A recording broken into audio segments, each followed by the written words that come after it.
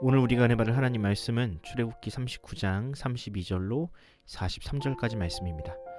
이스라엘 자손이 이와 같이 성막 곧 회막의 모든 역사를 마치되 여호와께서 모세에게 명령하신 대로 다 행하고 그들이 성막을 모세에게로 가져왔으니 곧 막과 그 모든 기구와 그 갈고리들과 그 널판들과 그 띠들과 그 기둥들과 그 받침들과 성소에서 섬기기 위한 정교한 옷, 곧 제사 직분을 행할 때 입는 제사장 아론의 거룩한 옷과 그의 아들들의 옷이라.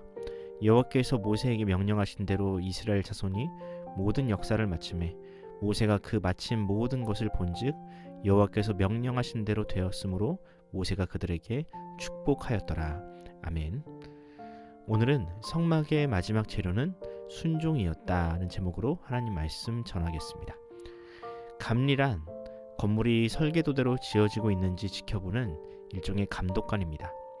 혹시 철근 개수가 누락되지는 않았는지, 공정 순서가 뒤바뀌지는 않았는지를 체크하여 건물이 안전하게 지어질 수 있도록 하는 사람이 바로 감리죠. 그럼 이런 감독관이 꼭 필요하냐? 사실 건물을 짓는 사람은 자신이 맡은 일에만 집중하다 보면 실수를 할 때가 있습니다. 작은 디테일에 몰입하다 보면 건물의 큰 구조를 신경 쓰지 못할 때가 있죠. 바로 이럴 때 감리가 필요합니다. 건설 과정을 비판적인 시각으로 끊임없이 바라보는 사람이 있어야 하자가 없는 튼튼한 건물을 지을 수 있습니다. 만약 건설사가 감리의 말을 듣지 않으면 어떻게 될까요? 우리나라 법은 그런 경우를 대비해 감리에게 일명 공사중지 명령권이라는 막강한 권한을 주었습니다.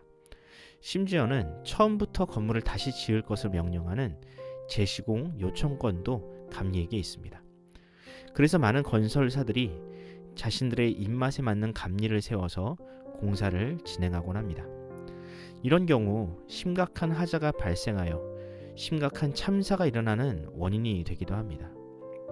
그러므로 튼튼하고 안전한 건물을 짓기 위해서는 믿을 만한 건설사만큼이나 양심적이고 실력 있는 감리를 세워야 합니다. 우리의 인생도 마찬가지입니다. 사람의 인생도 하나의 건축물을 짓는 과정과 같습니다. 매일의 일상을 살아가고 취업을 준비하고 누군가를 사랑하는 일은 인생이라는 거대한 건축을 짓는 과정들입니다. 그런데 그렇게 정신없이 살다 보면 내가 지금 이 건물을 제대로 쌓고 있는지 분간하지 못할 때가 있습니다. 고난이나 환난이 찾아오면 멘탈이 흔들려 불량스러운 자재가 인생에 끼어들기도 하죠. 그런 의미에서 우리의 인생에도 감리가 필요합니다.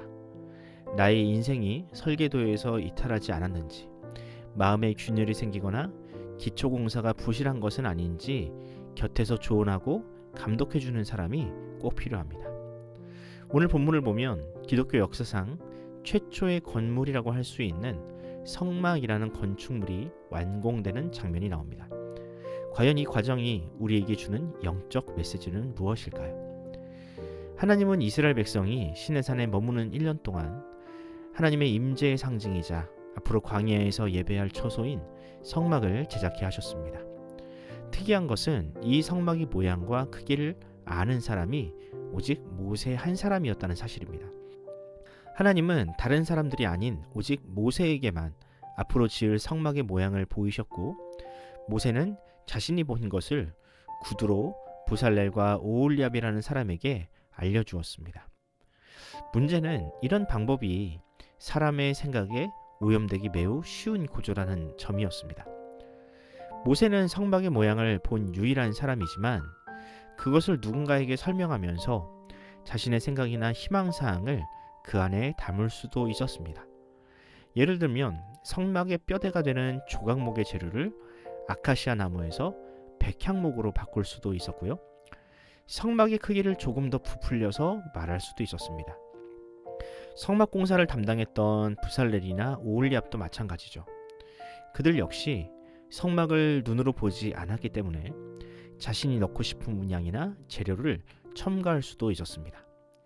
그런데 놀라운 사실은 그렇게 불완전한 방식으로 진행된 성막 공사가 정확하게 하나님의 의도대로 이루어졌다는 사실입니다. 오늘 본문 32절을 읽어드리겠습니다. 이스라엘 자손이 이와 같이 성막 곧 회막의 모든 역사를 마치되 여호와께서 모세에게 명령하신 대로 다 행하고. 여기 보면 이스라엘 자손들이 성막을 다 완성했는데 여호와께서 모세에게 명령하신 대로 다 행했다, 다 이루어졌다고 합니다. 출애굽기 39장과 40장을 보면 이 말이 각각 7번, 총 14번이나 반복해서 나옵니다. 이렇게까지 이 말이 반복적으로 사용된 것은 정말로 이 일을 맡은 사람들이 자신의 생각이나 판단을 전혀 배제하고 하나님의 뜻에 전적으로 순종했다는 뜻입니다. 저는 이 말씀을 보면서 천지창조가 기록된 창세기 1장이 떠올랐습니다. 창세기 1장에도 하나님이 세상을 창조하실 때 말씀하시니 그대로 되니라 라는 말씀이 반복적으로 기록되었죠. 그런데 지금 시내산에서도 천지창조와 같은 놀라운 일이 일어난 것입니다. 그럼 이것이 어떻게 가능했을까요? 이는 천지를 창조하신 삼위 하나님의 역사가 이 성막에도 그대로 작용했기 때문입니다. 하나님께서 모세라는 중보자를 통해서 말씀하시고 이스라엘 백성들은 그 말씀에 순종하여 성막을 지었습니다. 또 성령님은 모세와 건축자들의 마음속에 말씀을 전적으로 믿고 따르려는 순종의 능력을 불어넣으셨습니다. 이런 성령님의 능력이 있었기에 그들 모두가 한마음 한뜻이 되어 성막을 완성할 수 있었습니다. 출애굽기 31장 2절로 4절입니다. 내가 유다 지파 훌의 손자요 우리의 아들인 부살레를 지명하여 부르고 하나님의 영을 그에게 충만하게 하여 지혜와 총명과 지식과 여러 가지 재주로 정교한 일을 연구하여 금과 은과 노스로 만들게 하며. 이처럼 순종은 성령님께서 성도에게 주시는 능력입니다. 연약한 인생은 하나님의 말씀을 해석하거나 따를 수 있는 능력이 없지만 성령님은 죄인인 인간이라도 그 뜻에 순종할 수 있도록 능력을 주십니다. 하지만 오늘날 많은 사람들이 이 순종을 오해하며 살아갑니다. 마치 자신의 힘으로 혹은 의지로 말씀에 순종할 수 있다고 믿습니다. 단지 하고 싶은 것을 조금 참는 것, 하지 말라고 하는 것을 하지 않는 것으로 순종했다고 착각합니다. 그러나 오늘 본문은 우리에게 분명히 말씀합니다.